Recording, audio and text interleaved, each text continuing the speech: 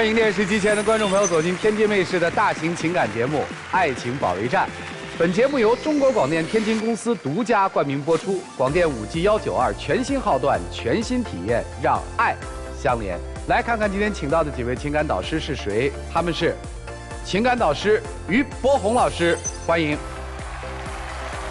情感导师严品红老师，欢迎；情感导师雷鸣老师，欢迎；情感导师陆琪老师，欢迎。来了解一下这对嘉宾的基本情况，请看。自从我们生意失败以后，他对我的态度完全变了。现在他一点也不关心我，而且对我特别冷漠。我们现在日子比较艰苦，但是他从来不会鼓励我，只会埋怨我，我好像做什么都是错的。现在他总想着翻身，但是工作上根本不努力，只想靠旁门左道赚钱。我觉得他一点也不爷们儿。我觉得他太自私了，做什么事情都要按照他的想法来，只要我不听他的，他就开始挑我的毛病，我真的受不了了。有请这对嘉宾，有请。男嘉宾邓先生32岁，来自内蒙古，培训销售；女嘉宾王女士27岁，来自黑龙江，自由职业。有请两位，有请。欢迎两位哈。今儿谁要来的？我要来的呀。来干嘛？因为吧，我俩之前这关系一直还可以啊，但是吧，我俩后来开了一个小店儿，开了小店儿之后吧，就小店出现一些问题，然后我俩就总吵架，这半年把3年假都吵完了。行，这个信息量很大啊。这个信息叫我们半年时间吵完了3年的架，这么推起来认识3年了？对，我俩处了2年多，将近3年的时间了。那就说说吧，为什么事儿吵，怎么回事？因为吧，我刚开始吧认识他之前，我自己开了一个外卖店，开了一个特别小的店，9平米，做这个鸡排饭的，1个月吧能挣个2、3万块钱吧。然后我认识他的时候吧，他是做培训行业的然后他1个月吧，他挣5、6千块钱，我这不是做外卖吗？他想，哎呀，这我也想做这个生意然后他就想辞职，想跟我一起干。他妈当时给他弄那个20万块钱，想给他准备结婚用的他想把这20万直接拿投资到我这个店里边来。那个时候你们俩是情侣关系还是什么关系？对，我俩是就是情侣关系。那就是谈着恋爱呢。对，谈着恋爱呢。然后他跟我说吧，我肯定我是不愿意的，因为毕竟人家父母的钱，对吧？而且20万呢，这么大的数字我要万一干好了行，我干不好这赔了。你说我到时候我怎么说呀，对吧？然后我就不同意，我就跟他说，他就跟我一顿劝嘛。后来他说的，你看2个人总比1个人强，1加1大于2嘛。我一寻也行，他说我挺累的，寻帮帮我，然后就这么的，然后我就寻我妥协吧，我俩就一起干吧。投资20万，对，人也来了，对，开这店来了，1个月怎么也得挣个4、5万了吧？那哎呀，别提了。然后后来我俩这不就干了吗？干了之后，你这因为我这外卖店小呀，他就想把这个店直接就扩大了，9平米这个小店我直接就扩大了，扩大到70平了。哎呦！当时我又重新选的这个地址，然后又进的设备，又添加新品什么的，就好多东西，投资了好多东西，开了2年多。我俩处对象期间，我就发现，哎呀，不行，这个店开始越来越差，生意越来越差，不盈利了，慢慢的，客人也越来越少。后来我这一算计吧，你说水电呀、房租呀、员工赔了。哎，对，然后每天你还得就是进货呀，乱七八糟事太多了，我一算根本就不挣什么钱了。我寻思拉倒吧，关了吧。我跟人说，人不愿意，说我20万都拿下去了，我能干什么？我不愿意。当时因为拿20万的话，也是从父母那边拿的。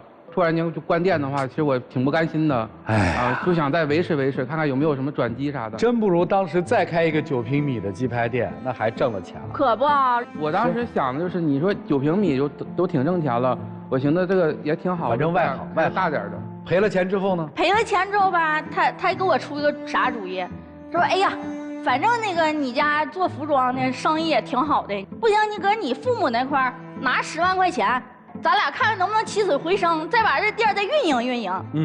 我一寻思，本来我就做餐饮的，一开始我就投资了6、7万，他又整20万，这叫26、7万，我俩赔的叮当响。你说你再投个10万，我俩这赔的越来越多。对呀，及时止损。对，我觉得应该及时止损，我不同意。后来我俩就吵吵起来了，因为这个事儿。然后他就老拿这个事儿说呀，啊，我的20万，我的20万，就老拿这事儿埋怨我啊。那我心话了，你说的，那我不也想好好的干吗？谁知道你就能赔呀？这20万，你说也不是小数字，我心里也不好受。要当时不是因为他非得要投资我的店儿，我要干鸡排饭干好好的，我不至于到今天，是不是？我赔这样啊？是。后来我跟他说，我说行，你这别跟我说了，咱俩还处啥呀？别处了。拉倒吧，你回你家，我回我家，各找各妈，多好点事儿是吧？钱也赔了，感情也散了，是这意思吧？对，散了。反正当时就是关店的时候，反正他跟我商量之后，我虽然说不同意吧，最后还是关了。反正后来我就把店给关掉了。我说人也散了。当时完了有一回是吵架挺严重的，然后当时就可能就是在气头上，然后就散了。谁提的散？他提的。我提的。你同意了？当时就因为吵架比较严重嘛，就是同意了。其实我也不想同意，但是当时的面子上我也下不来。对，这还像个男人啊！钱赔了咱认，感情没有了咱们纠结，咱走，还挺好，挺好。当然他跟我说完，我就在那说，我说不行，我就要关，咱俩就各回各家吧。然后他这内蒙的嘛，我东北的，我离远，我说那你先走吧，你赶紧搬出去吧。啊。然后他收拾行李了就搬走了，我就在我俩自己那个住的那小屋里。哎呀，我寻思好几天，我说，哎呀，我心里太不得劲儿了。这人一走吧就空了，因为家里好多事情都他做，他走之后我才发现，我就很缺失他，缺个主心骨，我太难受了。然后我想想，你就把人劝回来了。对，后来我就心一软，我行啊，哎呀，这钱这没了再挣呗，这感情没了，人散了，你就找不回来了。我寻思算了，我就给他求回来，我俩就和好了。啥？你心一软，发现这人还挺有用的。和好之后呢，现在好了吧？好，是啊，刚好了吧？我俩吧就没有工作了嘛，就待业了，在家待了1个来月。待1个来月之后吧，人家跟我说啥？哎呀，左右咱俩这个钱也花没了，那不行，咱俩先把婚结了吧。我当时想呢，因为这段时间确实是待业嘛，也没啥事儿。我说结个婚，这样家里也有个交代。因为我爸妈确实挺着急催我结婚的，就好歹说20万，我娶了个媳妇儿回来，对吧？我当然不是那么想法，但是我想给家里人一个交代，别说你回来20万，你赔了，结果媳妇儿也没捞着，啥也没有。后来他们回来心里不开心。是。那我觉得现在这根本就不是这个结婚的时候嘛。他给我出个啥主意？他说的，你妈拿3万，我妈拿3万，咱俩凑6万块钱，咱俩办个酒席，完了咱俩正好没存款呢，这兜里溜空，赶紧收点礼金吧。哦，是这么个意思。明白了，这有生意头脑啊。那不行呀，我心里不这么认为。你说你是奔着跟我结婚去的，还是你就是想为了收礼金而结婚，还是为了结婚而结婚？我也整不明白。人家不就是奔你这人嘛，捎带手的收点礼金嘛，是这意思吧？哎呀，我的妈呀！就我寻思，反正现在确实手里没啥钱。我说咱结婚的话，一方面就给父母一个交代，完其次的话呢，咱俩收点礼金啥的，你手里有点钱，你以后我认为他光收礼金这事儿不行，因为我们现在你还有更大的商业打算啊？不是啊，我们现在你说工作就也没有，钱也没有，啥也没有。你说我俩结婚了之后呢？你要有个孩子，有个啥的，能让双方父母来出吗？我俩什么都没有，我问你，你拿什么养家？怎么结婚？你说？就是说你现在想缓一步结婚？对，前一阵我俩那吵吵的那么狠，都闹分手了，叮咣的。回头现在要跟我结婚了，那你们双方父母知道你们俩现在这个状态吗？哎，反正也知道。知道。后来我爸妈也从老家过来了。对。过来怎么样？看中你了吗？过来之后吧，又跟我提起这20万的事儿。哎，说哎呀，你看看我这20万都投资进去了，我给我儿子首付买房子的，你说你这都赔了，这赔叮当响。我儿子现在这么穷，你不得想着穷，你嫌贫爱富吗？你不得？我觉得就是我爸妈也不是那意思，他吧就可能就有点担心，因为之前他们关系也挺好的，所以说他就有点担心，就怕因为这个事儿。就男方家里希望赶紧把这婚结了，好踏实。对，但我觉得现在结婚不是时候，我觉得我俩应该稳定、正大光明的结婚。你父母什么意见啊，姑娘？我妈也想让我俩稳定再结。所以现在为时男方是着急要结婚，对，女方是不着急，再看看。对，我觉得再看看。然后后来他父母就觉得可能我嫌贫爱富了呗。我这心里当时特不是滋味儿，我也不是那个物质的人。你说的，我都跟他处这么长时间了，我要是嫌他穷，我不早走了吗？对吧？后来吧，他妈就给我叫到一边儿，因为我当时去他们家上门的时候吧，第一次见面，我去他老家，他妈妈给我拿了一个镯子，玉镯子，当时就跟我说，你跟我儿子好像也成不了了，你先把镯子给我吧，我替你保管。我心里话了，你说，哎呀，反正也是人父母的东西，我给就给呗，对吧？然后他可好，那朝我要东西之后，他也没拦着，直接就让我给了。给了之后，中间也没给我调个节。都在现场呢，我就寻思等以后完事儿了，我私下再挨个说一说呗。你说你不调节，我怎么跟你父母相处啊？不就靠你调节呢吗？他不是没经验吗？行，这事儿过吧。咱说他现在在做什么？本来吧，我一开始不是这种，就是吵吵闹闹的，就是因为这开店之后，我俩总吵，吵得我太烦了。啊，为啥事儿吵？现在？就是因为这20万的事儿。啊，他就觉得这20万他亏着了。现在还在为这20万吵呢。对，他还在给我老念叨这20万的事儿，我真的受不了。后来我就特别难受嘛，我俩现在没有什么干嘛，然后他就找了一份工作，1个月挣3000多块钱，挣的太少了，他天天想着去翻身，怎么想着去翻身，他就刮彩票去了。我就是寻思，就是上班之余，我就，万一呢，对不对？没有万一，但是我确实买的我也不多。是，他就买几十块钱的，但是他一个月吧，反正去个2、3回吧。我就跟他说，我说你端正点你态度，有那个精神头，赶紧去好好工作去，多攒点钱比啥都强。然后我就跟他说，我说你就别信，那中奖概率都有多大呀，是吧？那你要大街上都中奖，都富翁了。我要说，没成想人真中了，中1000块钱，兴高采烈给我回来跟我说。哎呀，我中奖了！当时我心里其实我说实话，我一点都不高兴。你说他现在他中1000块钱，他以后他就想中更大的，他肯定想投资越来越多。我不行，我不能同意他这方面，我就赶紧把这小火苗，我必须给他扼杀掉。我就告诉他，我说你以后不行，我再买了，你再买，咱俩以后就是个事儿。人说行，完回头了，咔又去买去了，又让我赚个正着，我就特别生气，赖他彩票就全撕了。好。这姑娘这个性格特别好，撕了之后这是个宝哎，就这一点性格就是反正挺暴躁。我觉得他根本就不行，我就让他好好工作。对。后来撕了之后了，人给我说一句特别老爷们儿的话，主持人你听他说啥？他说：“哎呀，我这中20万彩票的几率这几年都比我这几年攒20万的几率大。你听他说的是啥？他懂得上进吗？他？”当时确实也是那个啥，就是错没错？现在知道错了啊，知道错就行了，就不追究了。他脾气太暴躁了，我俩现在就是店关之后，不是现在就是低谷期吗？啊，低谷期。正常都得互相鼓励啥的，他就是全抱怨。然后之前吧开车啥的没啥事儿，现在我上班比较远，我一开车上下班，他就说你这1月挣3000多，你还开车，就没资格开车是吧？本来配嘛啥的，反正说挺伤心的。现在又加油又干啥的，本来我俩现在都穷。1个月挣3000多块钱，怎么好意思开的车呢？我觉得吧，坐地铁、你坐公交、你干嘛都行，你就得从头做起，不破不立，你知不知道？务实，哎，到底是买了人家的姑娘。从头开始。你除了不让她开车之外，还在什么方面，那什么？吃方面也管。吃怎么了？就我之前没现在这么胖，完就是这半年待着可能长了20来斤，然后就是天天就吃素的。什么白菜呀、土豆啥的，反正很少吃荤的。他意思就省钱减肥呗。我想让他减肥，他现在都胖，他胖20来斤，赵志祥。我从小搁内蒙长大，我就吃牛羊肉啥的，我就挺爱吃那个的。然后我平时偶尔我自个儿就是偷摸吃点啥的，反正他也老说我就干啥不行，吃饭第一名啥的，反正有时说话就挺难听。我自从关业了之后呢，我就没事我就跑厂子打零工，哪块挣钱多我就去哪块。电子厂我就给人家连轴转。我都累得要命了，我都没有想着说吃肉，你天天就寻吃肉，挣点钱都够吃肉了。我问你，咱俩使什么攒呢？使什么结婚？我这不寻思身体是革命本钱吗？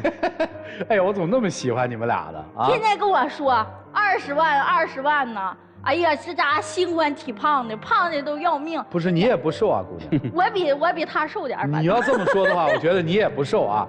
行，听明白，就是姑娘在这方面比较节省，我觉着别要面子了，咱吃上抠一口，行上抠一口，攒点钱，咱们再说，是吧？对，他过得太滋润，我就受不了。挺好，挺好。嗯，他现在对我的感情啊，现在越来越淡了。人家吧，之前学过拔罐，我吧之前有个病有个灾儿的，人拔罐给我去火，啊，颠颠每次都自己就过来了，啊，结果我这次吧感冒嘛，我跟人说，我说你给我拔一拔吧，然后人家，哎呀妈，求了老长时间了，人才过来给我拔呀，就不愿意。然后那不也给你拔了吗？是啊，你是拔了，然后整那个酒精，啪滴到我这脖子，你看给我这脖子烫就是。哦，烫伤。都给我烫坏了，烫坏之后我就老委屈了。我说我现在我这也关业了，我这现在都这么穷，然后我这身体还让他给我整出毛病，我就憋屈啊，我给我妈打电话，我说妈呀，我这太难受了。我妈说没啥大事儿，后来她就出去买药了，买完药回来了。啊，我就跟他说，我说，哎呀，后来我成大劲儿了，我说你快带我上医院吧，我说我太难受了。然后他给我来句啥？哎呀，多大点事儿啊，就那么大点儿，不就起个泡吗？等化能再去吧。我信人话了，你说你吃肉有钱啊，玩彩票有钱，你带我上医院你都不肯，你是不是心疼钱？你一点你都不心疼我。原来是在这儿啊，落在这儿了。对，懂了。就是男生现在不太心疼你吧？对，啊，他也不说未来有什么打算？我给他买药了啊！行，你们俩未来有什么打算吗？我肯定就是说想好好努力啊。就是下一步怎么个奔法？有什么计划吗？下一步我打算说的，我俩好好稳定找一个班上，他稳定完我也稳定。他现在本来挣的不多，我现在我也不能光打零工呀，是吧？我俩得什么时候说能说稍微攒一点够我俩生活过日子的钱，我俩才能去结婚。我觉得现在结婚太早了，不适合。就未来打算就是自己打零工了是吧？不是，我俩就是一起好好努力。做买卖肯定现在是没有本钱了，就先好好上班，别玩什么彩票了。不是攒完钱干嘛呢？攒完钱我俩够了之后了，好买房结婚。买房结婚嘛。你家不是做买卖的吗？你家就没说算了，你们回来吧。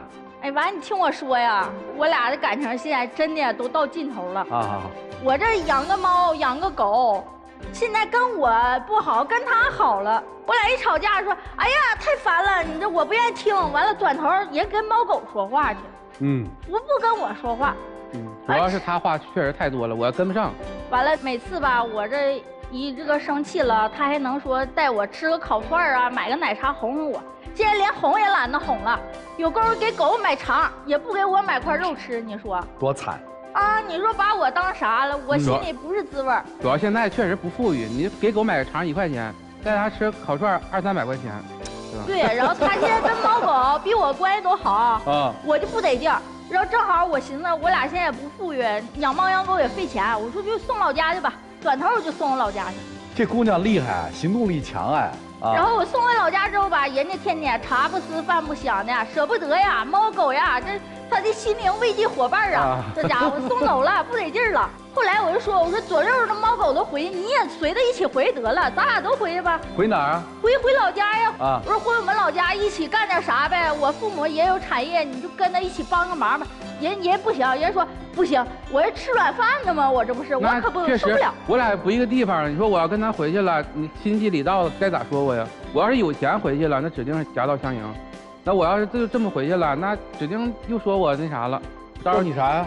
你说我一个是没本事，大城市混不下去了，回老家发展去了，还得靠丈母娘啥的，对吧？你说你拉不下来脸儿，现在咱俩又没法立足，你说咋整吧？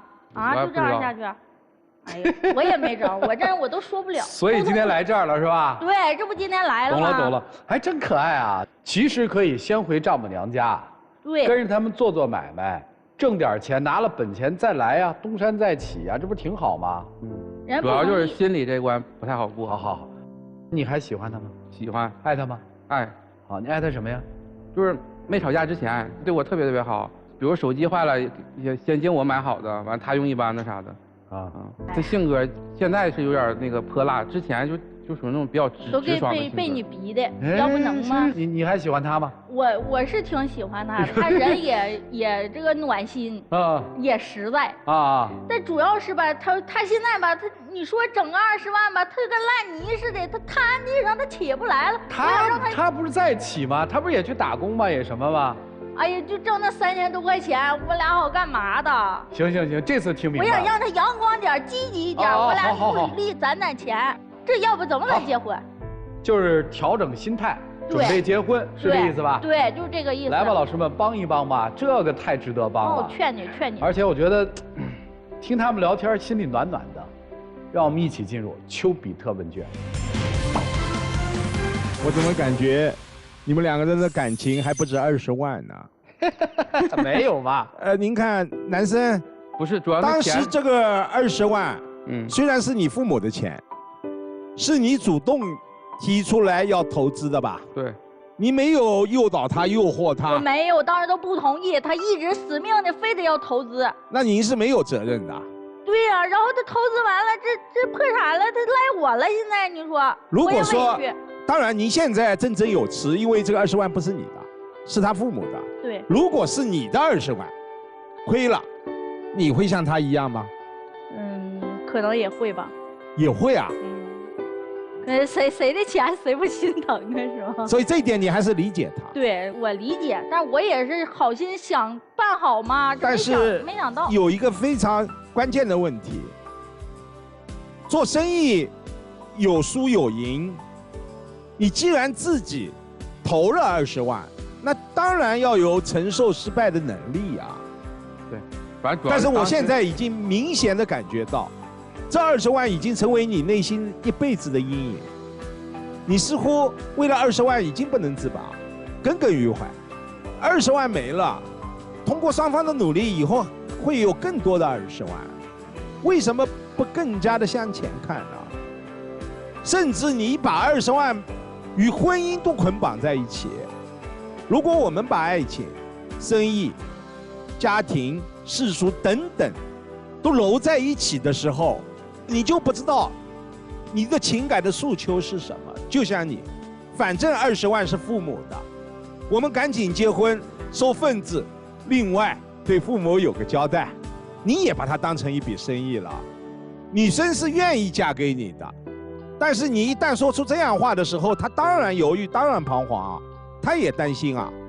在2个人的恋爱过程当中，亏了20万，谁都不愿意看到，但事实就在那里。然后2个人一起向前走，向前看，不是很好吗？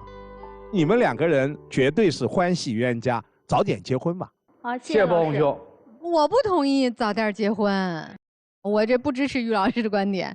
能看出来女生是很爱你的男生。你看20万赔了，也闹过分手，但是一有点小台阶，彼此就能下了台阶，又复合了，有爱，对吧？那你因为这个生意失败，一直以来的不振奋啊、情绪啊，包括甚至想到投机取巧或者什么靠买彩票天上掉馅儿饼这种，女朋友制止了之后还是不离不弃，这都是因为爱。他那么辛苦的去电子厂打工，去这儿赚钱，每天累得要死，然后呢，你挣的钱不多，还心灰意冷，有一点点不够上进。他除了抱怨一下，他没有离开你。好的感情能够长久，是我们彼此有责任、愿意付出、愿意承诺、愿意携手，否则爱情是会被消耗掉。你觉得他能这样跟你的不愉快，什么撕彩票，然后就觉得你这个太颓废了，你觉得他能支撑几年？你觉得他的爱会不会消耗干净？应该会吧。对呀，我们所有的事情都有一个时间限制的。所以我觉得你应该调整了。这么好一个女孩，在困难面前，除了发发脾气，还能阳光着向前，还能不断的找解决方案，还能辛苦的去打工，宁可不吃肉。他不给你吃肉的时候，他也没有吃哎。我不舍得吃。对呀，他不舍得吃啊，他知道你们现在不宽裕啊。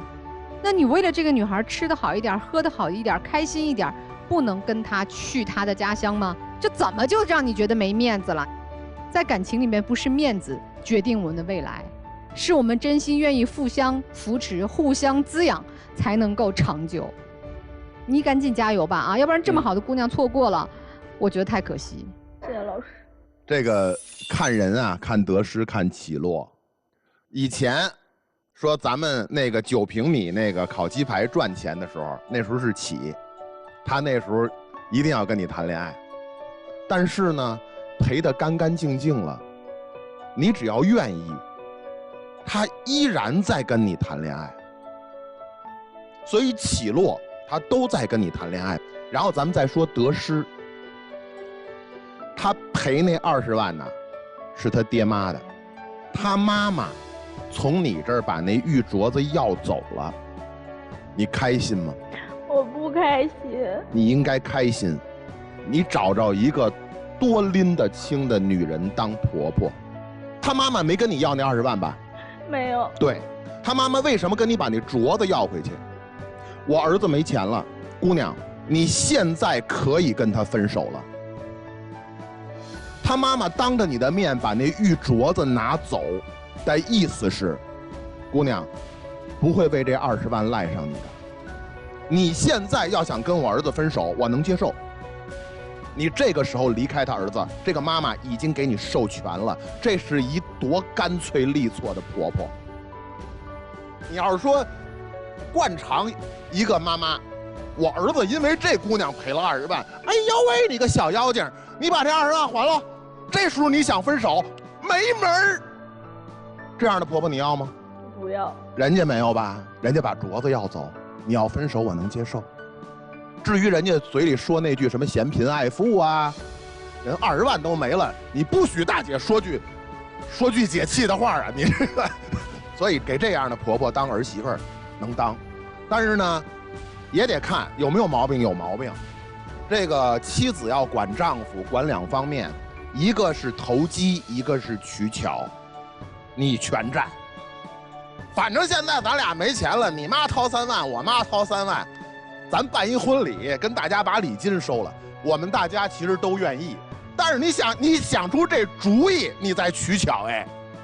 还有一个就是投机，想通过1年半载买彩票把20万全拿回来，你也不能打这个主意，你真把这当正事儿啊？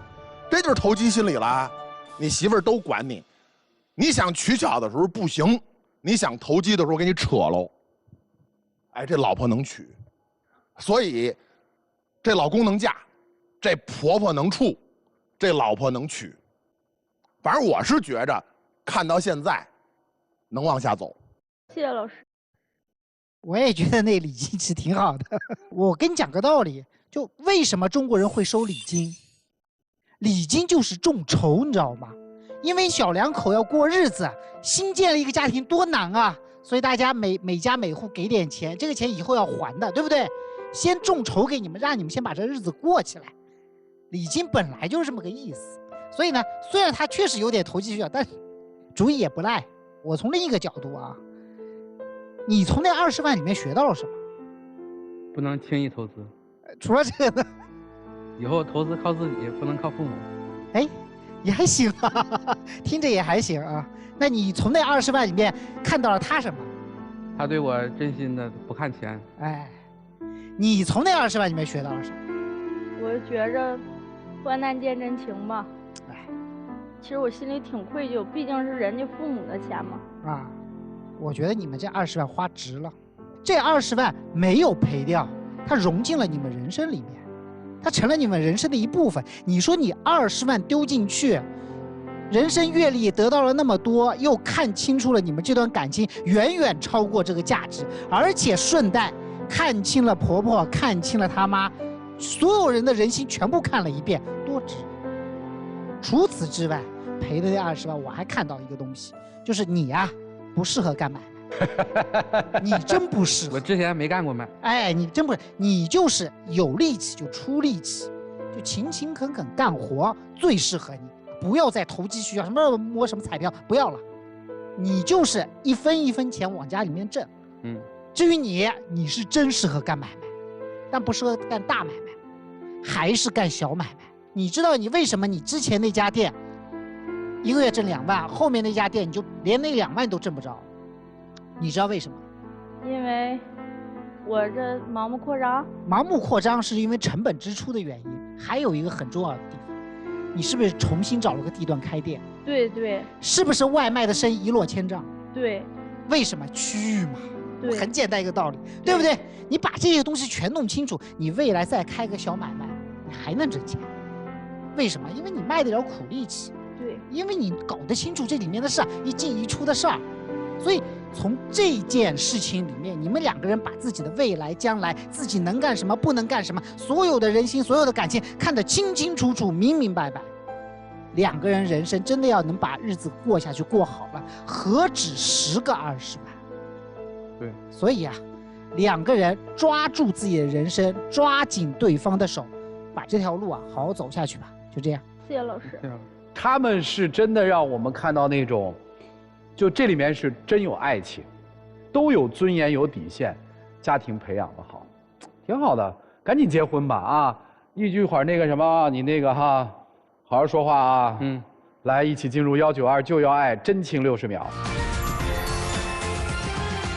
从现在开始，我就把那个一些坏毛病都戒掉，也不整彩票了，也不投机取巧了，踏踏实实的上班挣钱，然后。到时候如果你想回老家的话，就可以跟你回老家，然后我们一起把生活经营得更加的好。2个人嘛，什么困难都会度过去的。我们人生还有好多年呢，会挣好多的20万。我希望你也努力，我们一起回老家，一起干点什么，然后好好的，然后我们结婚。我真的爱你。我也爱你。亮灯，等不及了。回。电视机前的观众朋友，我们栏目的唯一官方报名热线是0223606301，情感困惑的观众可以来电报名，不收取任何的费用，小心被骗。感谢老祖宗发明的那个词好，因祸得福，所以要感谢这20万。女生不是说了吗？患难见真情啊，肯定双出。亲戚朋友多给礼金吧，支持小2口。来，开门。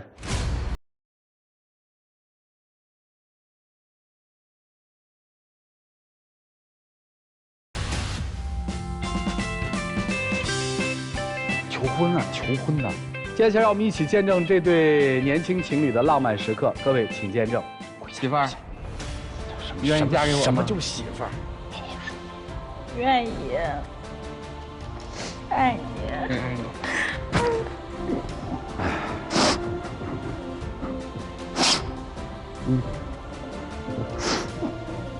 真实在，媳妇儿，你愿意嫁给我吗？愿意。矜持点不行啊。就习惯。我等不及了，有点。啊，等不及了。谢谢你们啊，请回，加油啊！谢谢老师。谢谢老师。祝幸福啊！请回。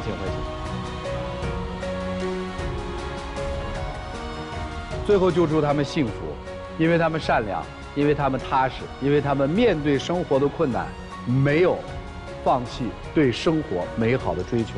来了解下一对嘉宾的基本情况，各位请看。我们在一起1年多了，当初他就是我想要找的灵魂伴侣，但是他现在变得越来越物质了，我俩的想法总是背道而驰。他活得总是那么理想化，一个大男人还那么矫情，他完全都不考虑我喜欢什么和想要什么。他总是应付我想要的浪漫他都不理解，但是我还想进入婚姻的殿堂，但他现在的态度让我很迷茫。我对婚姻一直保持着谨慎的态度，他爱幻想还道德绑架我，像他这样的男人，我不能把后半生托付给他。有请这对嘉宾，有请。郭先生44岁，来自河北，自由职业；穆女士47岁，来自河北，房产销售。有请2位，有请。欢迎2位哈。这个岁数都应该曾经有过婚姻是吧？我是2婚。啊，我没结过婚啊，有过感情经历。哦，没结过婚。对。有孩子吗？有。孩子多大？20多了，一个女儿。啊，现在反正也不用跟妈妈在一起了。对对对。认识1年多。对。是啊，准备结婚，是吧？我还没想好，我觉得还没想好。是我提出来主动想结婚的。哦。我和他相处了有1年多了，我们是通过朋友关系介绍认识的。开始相处的时候吧，我觉得我们有点感情的契合点。我认为开始他也是挺懂我的，比如说我的观点呐，一些想法啊，他能支持。偶尔呢，我耍点小脾气，有点小任性，他也能包容。所以说我就认为吧，他应该是属于那种，不是非呀，不物质女人。因为啥？他也不像很多女生管我要东西要礼物，也没有这事儿。所以说，我认为他应该是我理想中的灵魂伴侣。哟，但是最近相处半年当中，我就发现他总是以工作为借口，开始对我忽冷忽热了，甚至开始有些变得物质了。我向他提出结婚，他居然向我提出彩礼要求。我觉得他本身是二婚，还带个闺女，要什么彩礼？要彩礼没有必要吧？咱们就结婚过日子行了呗。是，我是二婚，但是二婚该有的礼数也应该有呀。我跟你说，主持人，我当初跟他刚认识的时候，我觉得他这个人就是挺有见识的，而且说起话来呢也侃侃而谈的。但是最近我就慢慢发现他这人就比较理想化了，总是说些不实际的。你说生活本来就是柴米油盐嘛。是的。这有什么不对的啊？我给你提彩礼又没有太多。不是，你提彩礼要多少钱啊？8万。哦，我不是在乎钱彩礼多与少，我是觉得我们两个感情当中不应该掺杂金钱物质这个东西，那样感情就不纯粹了。我之所以不想给你彩礼，就是感觉你跟以前的你不一样了，又有点物质化。我就这么觉得。至于的吗？所以说呢，在现在咱们俩相处当中，我就是希望咱们还像以前那样，咱们有感情这种共鸣，而不是说什么都讲究利益。我觉得还是他没有活明白，而且一提到彩礼的话，我也非常反感。好，我帮您问一下，这8万块钱彩礼您打算怎么用？就是你给我结完婚了以后，还是2个人过日子用呀。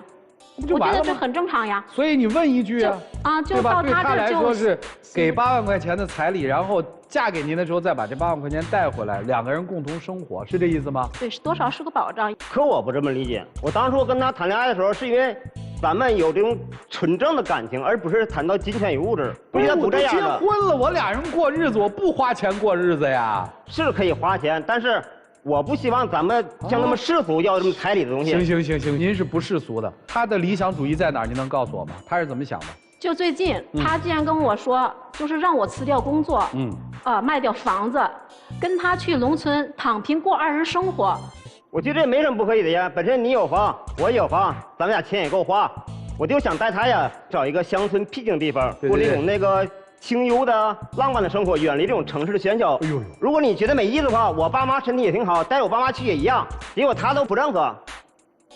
我们都有工作的人，我们在城里待得好好的，而且我们也都有房子。你说就这么猛的，我给你回农村，我觉得他的想法就是表面上看起来挺好，就是特别不实际的这一种。其实这想法里面充满了铜臭啊！如果按你的理解来的话，你把房子卖了，带人家回去就行了嘛？为什么还让人家卖房子呢？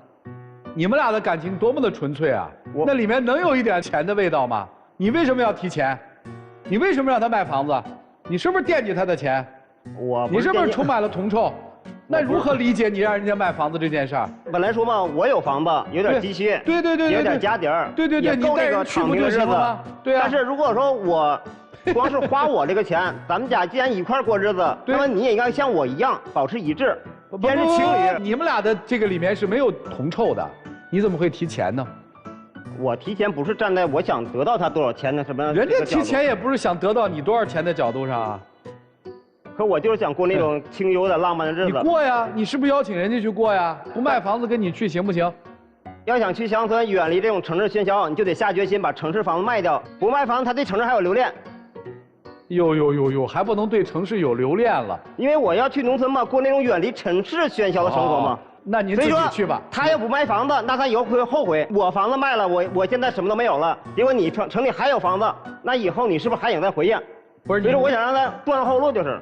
好。主持人，我也不会跟他去的。啊，这是。我也不可能跟他去。为什么非要断了他城市里的路啊？有这么件事啊。本来这个想法我跟他提出之后，他认为特不现实。到后来我俩争吵当中，我都说了，我感觉他心里是不是有了别人了？你净瞎说，我怎么就有别人呢？他呀本身是做房地产销售的，最近呢他卖了套房子给一个客户，房源可能不错，这客户呢出于感谢他，给他送了点小礼物，什么土特产的。本身我也没当回事儿，结果呢他跟这个客户越走越近，客户是有事没事大事小情的找他，而且家里有水电煤气有问题了也找他，这不是你销售改观的吗？而且更过分的是，今年冬至他居然亲自包了饺子给客户送过去了，你啥时候给我包饺子呀？而且客户还反送他一辆电动车，这都让我匪夷所思了。我跟你说，主持人，这个事情我跟他解释过很多遍，我是做销售的，我跟客户就是礼尚往来的事儿啊。客户也是送我2手又不值钱的一个电动车，他觉得我其实跑来跑去的挺忙的。你说包饺子这个事儿，正好赶上冬至，我就包个饺子送过去，这也不是维护嘛。像我的客户身边有很多朋友也会买房，他到时候也会找我的。你别老拿维护客户为了工作当借口，我忍受不了你老是这么肆无忌惮跟他暧昧。你别忘了，咱俩才是情侣，你在乎我的感受了吗？你看看主持人，他这个人是特别的偏执，他总拿他的要求来要求我。看出来了，就是我们一块儿出去看电影，他都根本就不顾我的意愿，就根本就不跟我商量，直接带我去看他喜欢看的电影，净给我看什么战争的、什么历史的片子，完了还总叨跟我讲一遍，我不爱听吧，他还不开心，他还不愿意。你老看那种搞笑的、幼稚的，那有用吗？我感觉我给他推荐影片有点层次感，能提高点思维能力。本身他也做销售，我琢磨还有助于他工作。不是电影能提高什么思维能力呀？你看一些悬疑片啊、侦探片啦、历史片啦，是吧？提高一下咱们的认知了。什么侦探片、什么历史片，能提高我的思维能力？那总比看他那些什么动画片、搞笑片这有用吧？哦。还有主持人，我还跟你说一个更奇葩的事儿。他带我去吃饭，有一次他竟然要求我穿得特别正式，要带我去吃西餐啊。你说吃饭不就是一个吃饱肚子的事儿是吧？西餐又贵，而且我就觉得还有不舒服，这太麻烦了。就是，你说吃这家常菜不就挺好吗？你怎么从来都不为我考虑一下呢？主持人，我是很用心的带他去西餐厅，因为本身我们人到中年了，我想和他也浪漫一下，而他呢不理解我。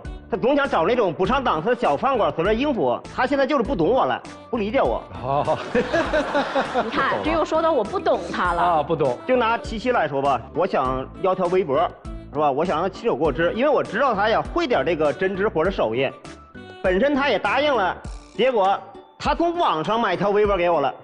主持人，我主持人，你说我生不生气？我说这有什么好生气的？我想让你，我要的是他亲手做的。你老为啥纠结这事儿不放呢？你说你个大男人干嘛那么矫情啊？你说我天天上班，你说我哪有空去给你织一个围脖啊？你说，再说手工，它的一针一针织，还是以前会，放到现在这年代，谁还用手工去织啊？我在网上给你买的，经济实惠又好看，是我送给你的礼物，不就行了吗？我只要你亲手织的，我认为你亲手织的跟网上那些商品它不是一个意义。那怎么这么长时间了，你不知道我想要什么吗？你只有亲手给我织，我才觉得你才重视我。而你从网随便买件东西应付我，我就觉得你已经不再重视我了。哎呀，我的妈呀，这是真矫情啊！还有一件事啊，就是他生病的时候吧，本身对于我来讲，我想去照顾他，买了点菜给他做饭。本身我也不会做饭，就是从网上学了点手艺，我给他做去了。结果他说嫌我做饭不好吃，还不如点外卖呢。我可以说对他已经掏心掏肺了吧？结果呢，他就这样对待我，所以说我就觉得他现在就是不在乎我了。这件事咱们就不要拿出来说了。我就想吃点清淡的，我感冒嘛。那你给我炖条鱼汤，那你不知道鱼汤它是发物吗？对我这个感冒根本就不好。再说我也吃不进去呀，我点外卖我是怕你麻烦。这个事情它怎么就不行了呢？到你这儿呢？本身我也不会做饭，我也没个经验，我哪知道鱼是发性东西啊？就是因为你，我才学网上那些做法。您要44岁了，说连饭都不会做，您是问题大了去了。他真不会做饭，那不就问题大了去了吗？你朋友见过他吗？说到我朋友这儿啊，我心想我们也处了1年多了，我跟朋友们都说了，我谈了个男朋友，完了我都跟他商量，我说我组个局，订个饭馆，一块儿见，跟朋友吃饭啥的。刚开始他答应的特别好，答应的好好的，到跟前儿了，我饭店都订好了，他找各种理由都推脱，说什么也不去了。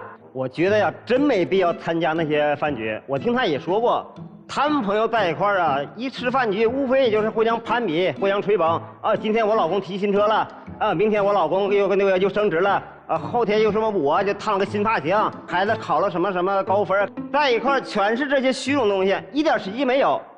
而且处这么长时间了，你也知道我本人不爱社交，这种饭局我根本不想去。那你为什么一开始答应他呢？我开始说答应你，我也只是不想过分的就拒绝你，那不还多少给你点面子。我在乎你吗？你想总让我那个参加点社交吗？但是我还真不想去。如果我不在乎你，我带你去见我朋友干啥呀？对吧？可你那些朋友的饭局，他有意参加吗？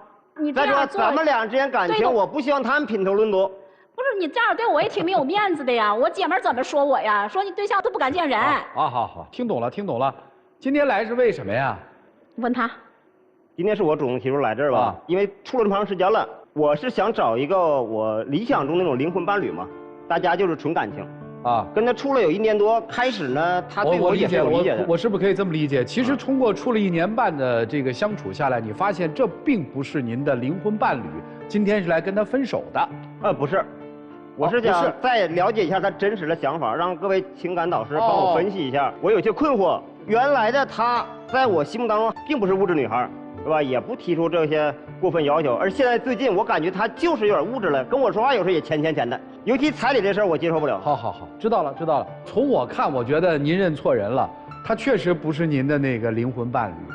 这个女生真的非常的不适合您，我自己的看法啊，我觉得她真的配不上您那个格调清新的要远离都市的喧嚣，去过田园生活，她真的不配。这是我的感受啊，我不知道老师们怎么看，好吧？你听老师们说好不好？让我们一起进入丘比特问卷。我们先声明，我们达不到灵魂的层面。李叔同先生曾经说，人生是3层楼，1层楼就是我们普通人的普通生活，2层楼是精神生活，第3层楼是灵魂生活。李叔同先生认为他都达不到灵魂生活。44岁了，你也兜兜转转，寻寻觅觅，找到了志同道合的吗？没有。你今天为何要去为难这位大姐呢？为什么要去打造这位大姐呢？因为相处时间比较长了嘛，开始哪里？我认为他是这样的人吗？您其实也是虚伪的。刚才您说到彩礼的时候，您不经意一句话就暴露了您自己。你一开口一急，马上说彩礼，你是2婚又带着女儿，有什么资格要彩礼？那言下之意，如果他第一次走进婚姻就可以给彩礼。然后到平静下来，您才说我们的感情是不讲金钱和物质的。您前面难道不是在讨价还价？只不过他是2婚而已吗？只不过他带着女儿吗？您才不给这8万嘛？不愿给嘛就不愿给呗。所以您所谓的灵魂也是有选择性的。生活大姐说的没错，恋爱可以有诗和远方，婚姻它就是柴米油盐。这一点杨绛先生说得非常好。人世间婚姻的幸福不过是灯火阑珊的温暖和柴火油盐的充实。我们都是普通老百姓，我们食人间烟火，我们生活要接地气。所以大姐一句话，赶紧逃！你们2个人是实现不了灵魂共鸣的，道不同不相为谋。等一下千万不要出来。我觉得这个于老师说的特别好，说明了所有的道理。我就是有一点没想明白，大姐你看上他啥了？他有文凭啊？啥文凭？大学本科的。啊，你就是看上他的文凭了？说话也挺好，而且他对感情也很专一。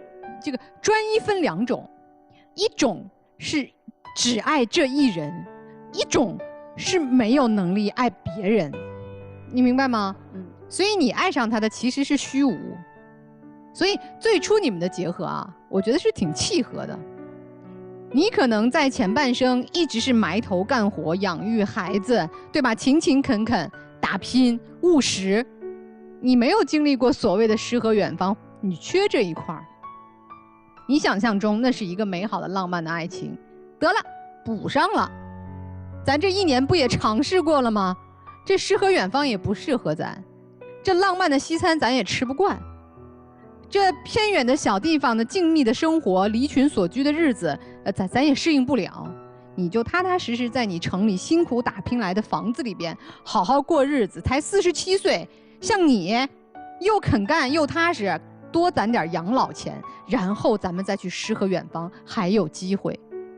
今天你就离开他吧啊，因为你爱上的是虚无。那我们收场就以务实来收场，回到自己生活的轨道。当然你也别记恨他啊，我觉得人家也给你提供了一段时间美好的爱情的幻想，我觉得也值了，也没什么好埋怨的，挺好的。该分就得了。先生呢，就他我能理解，但是你我可真的是不太喜欢。所谓的诗和远方，不过是你逃避现实生活、不愿意承担责任的一个借口。所谓的不爱物质，只不过是你把自己的钱袋子看得很紧，不愿意为这个女人付出的借口。8万块，你把这个钱踏踏实实交到他手里，说咱俩以后过日子用，这难道就不能有诗和远方了吗？你不过是给自己留了后路和对他的不信任吗？你双标哎！你自己钱看得很紧，8万不愿意给，但他兜里的钱你算得很清，让他卖了房子跟你过日子。爱一个人是爱他所爱，爱一个人是得偿他愿。你既然不爱他，你就寻找自我孤独的浪漫。哎，我觉得这个孤独也是一种终极的浪漫。没人配得上你的灵魂吗？你就自己过呗，你何必把话说那么好听？哦，他太物质了，过生活过日子不要物质的，把钱放在面上才是生活的浪漫，藏藏掖掖那就是虚伪。我问一下，您对于二婚带女儿的女性有什么看法吗？也没有什么特别的看法。那为什么您会说你一个二婚的带着一个女儿的一个女人，你凭什么要彩礼？这是为什么？我总认为彩礼这个是属于比较庸俗的问题。不是，那你就说彩礼就完了。你为什么说你二婚带个女儿，你凭什么要彩礼？因为我觉得开始我跟他处对象的时候，之所以跟他能处1年多，也并没在乎他是二婚和带女儿。我觉得说他不是，我问的是，我不是问他跟你处对象，我问的是人家二婚带了个女儿，这事儿跟人家有没有权利要彩礼有关系吗？我觉得还是有一定关系。所以你认为二婚带个女儿的女人是没有权利要彩礼的？不是没有权利，而是她本身有过气嘛？她本身有过结婚的经历啊，那么她就不应该像头一次结婚的话要彩礼要房子这么幼稚了。她应该懂得，你看我说了，我们头一次要是1婚的一个47岁的这么一位女士，跟你恋爱了1年，跟你要彩礼可以吗？我是看人的性格，而不是说非得是1婚还是2婚。哦，就是1婚的也不能跟你要彩礼。对。那你就直说，你凭什么要彩礼？我还是那个问题，二婚带一个女儿的一个女性招你了。然后我再问一件事儿，说你要归园田居嘛，然后咱们2个把城市里的房子都卖了，那为什么你要说，如果你觉得咱们俩没劲，我再带上我爹妈？你对他父母有意见吗？那倒不是，我是那为什么不带上双方老人？这事儿不公平吧？你的原话是，咱们2个去，如果你觉得没劲，我再带上我爸妈，你对人家父母有意见吗？也没想到这，你连伺候他爹妈都没想过，你凭什么娶她？我认为感情是2个人这件事嘛，不想涉及别的太多。那你怎么得把自己爹妈带上？当时觉得，如果说他去那种偏僻地方过的话，他可能会觉得孤独没意思，那么让我父母跟着一块过去呗。所以有些事儿吧，咱别往深了聊。有些事儿跟有没有学历没关系。有些人呢，可能一生过得很朴实，但是他待人接物的时候，他公正，他心里面没有这个高那个低，他心里面没有你的父母我的父母如何有区别。但是有些人呢，可能他有学历，但是呢，在他心里，他对于有些人群，他是有偏见的。他认为有些人群凭什么有资格谈彩礼2个字啊？有些有学历的人是这样想的，有些没有学历的人不是这样想的。所以不要迷信学历，我们要先看什么呀？看人品。我讲明白了吗？讲明白了，谢谢。哎，得嘞。就各自给各自制造了一个虚幻的对象。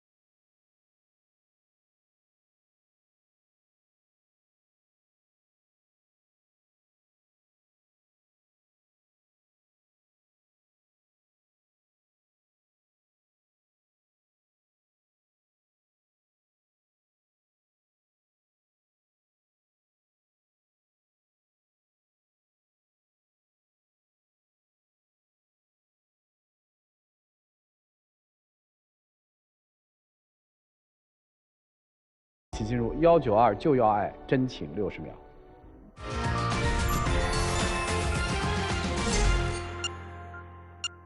我多么想你能理解我，能够懂我。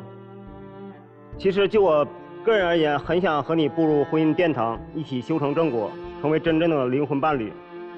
但往往事与愿违。我也希望以后，我也改掉我的一些毛病。你能否重新给我个机会，回到那个我曾经认知的你？我和你相处这么长时间以来，我觉得你这个人也挺有激情，也挺有那个也挺懂生活的。但是你想让我回到以前那样的话，我得需要再考虑一下，因为我这是第2次婚姻，我需要谨慎一些。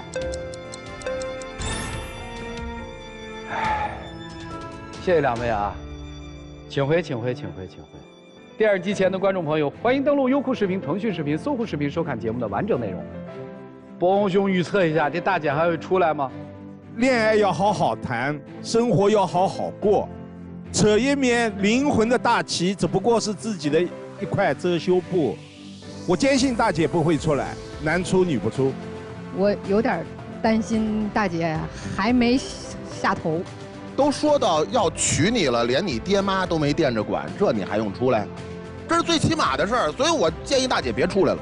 我估计大姐不会出来，男出女不出。好，来。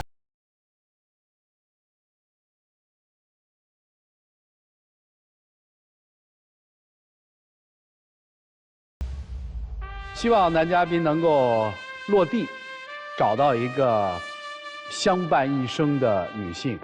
女嘉宾今天其实挺好的，我觉得她挺理性的。受过生活摔打的人，回归理性还能挺快。就是祝他们各自找。节目由中国广电天津公司独家冠名播出，广电5G 192全新号段，全新体验，让爱相连。